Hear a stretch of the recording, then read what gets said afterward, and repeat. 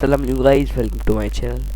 تو گائز آج ہم چیک کریں گے ہم اپنے پی سی کے کمپیوٹر کی ریم کیسے معلوم کریں اور پروسیسر کیسے چیک کریں کہ کتنا جی بی کا ہے اور کتنا ایم بی۔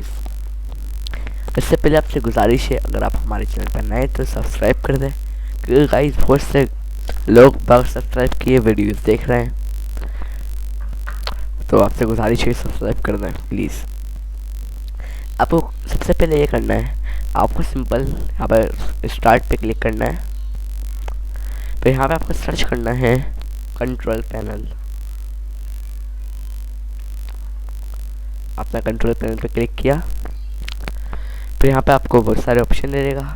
آپ کو ان سب چھوڑ کر آپ کو سب سے اوپر system and security per click کرنا ہے۔ آپ سسٹم اینڈ سیکیورٹی پر آ گئے، آپ کو وہاں پہ سسٹم پہ کلک کرنا ہے۔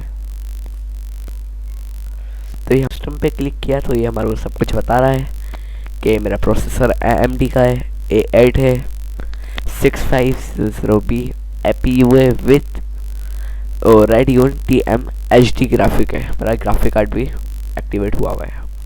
انسٹال میموری مطلب ریم، ہمارے پاس 4 GB ریم ہے، جس میں سے میں نے 3.20 GB یوز کر چکا ہوں میں۔